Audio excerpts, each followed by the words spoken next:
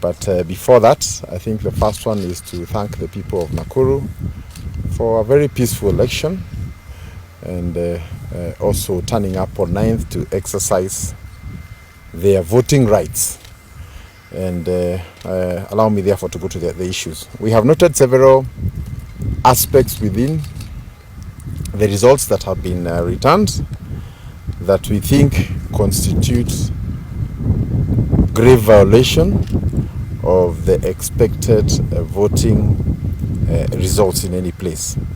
And I think the first one we want to note is that we have seen an unnatural pattern of how people voted. We have cases where you have a voting center with 3 or 4 streams, and the 3 streams each vote exactly the same number, so 90, 90, 90, or 150, 150, 150. And given that some of these places were divided alphabetically, it is not possible that an exact same number of people would have agreed and distributed themselves equally into the different, streams. Therefore, that points to a very unnatural voting pattern that invites for further scrutiny. Secondly, we have also noted inconsistencies in the different county seats between women rep, governor, senator, and also the president, which simply means that there are people, mathematically speaking, who voted for the president but never voted for anyone else. Others voted for president and governor and voted not for the others. And I think the worst affected is the women rep. So the question would be, what happened to that voter after voting for the presidency? How do they disappear in the queue before they vote for the other 2 or 3? And I think that is a very serious issue that requires serious forensic before we can be able to unveil. But from the onset, it clearly points to some fraud along that area. Thirdly, we also have had massive or rampant instances where our agents were denied access to the polling stations, and they were told their letters were not stamped, and it took so much back and forth until most of them were allowed on or after 10 a.m. in the morning. And what happened before they were allowed in, we can only imagine.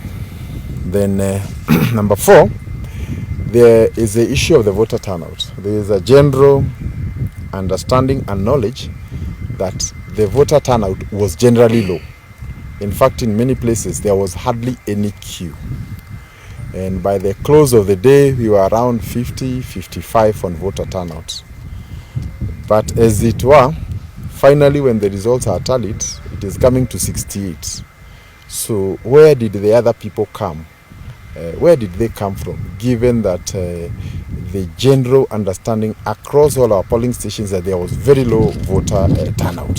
So where does 68, 70% come from when there was hardly any queue? And for those who are here in 2017 compared to now, when we were doing about 80, queues were as long as maybe 100, 200 meters in some centers. But in the just concluded 9th August, there was simply no queues. But the voter turnout in the same places, we are now being told, is to the tune of 70, 68%. Again, very suspicious. Then we have instances of voter bribery and widespread violence, especially in Nakuru East, among others. And this, in a way, affected voters coming to exercise their voting right. In conclusion, we see Nakuru as one of those areas that were targeted by a very deliberate and well-orchestrated international electoral fraud that did not just start at the voting. It was something that was well thought. There were young people here who came a long time way before the election with laptops and all the other gadgets and had access to the system. And the question is, how can the IEBC, charged with the responsibility of ensuring the integrity of an election, allow all this to happen? And therefore, as a team, we are currently speaking with our legal and other technical teams, including ICT, with a view to taking the necessary actions. As it were, Wanjiku votes, and our responsibility is only to count what she has voted. We have no business manipulating what she has voted.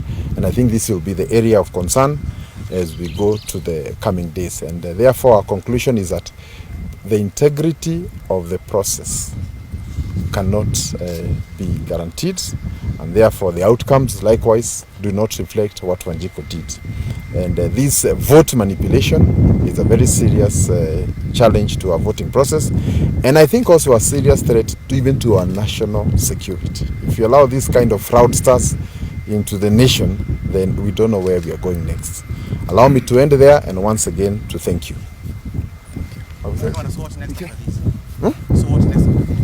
We have said we are consulting with our legal and other experts, so I think the rest will be determined from there. Yeah. Is that okay? But I think what you're saying in short is that the results do not reflect how people voted. After voting, there was manipulation, both electronic and otherwise, other forms of manipulation. And this is the subject of part of what we will be investigating now and in the coming days. Thank you.